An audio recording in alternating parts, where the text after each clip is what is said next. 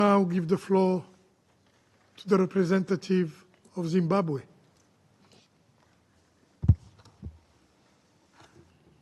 Thank you, Mr. President.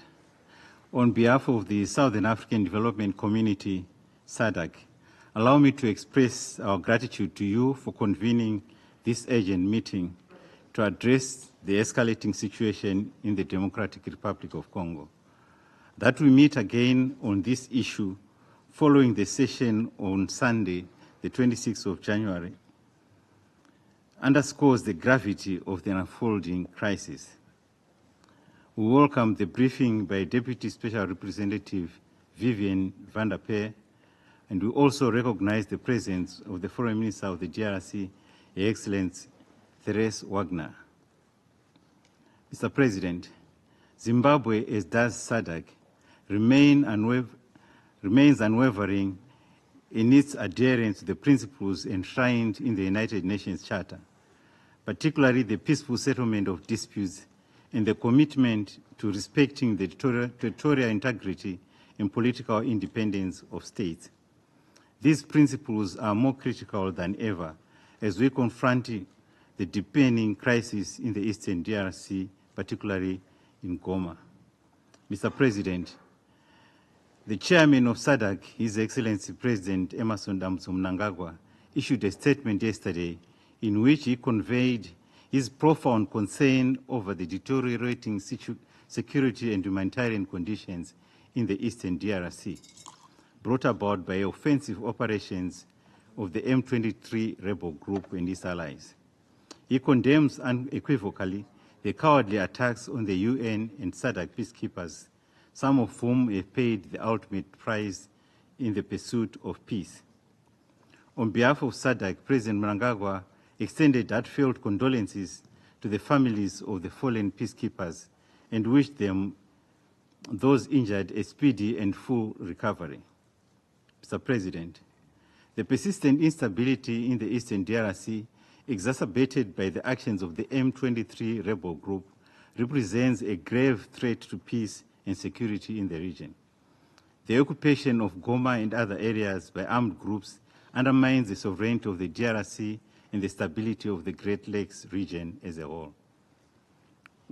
We commend all efforts deployed at the local, regional, and international levels in addressing this crisis.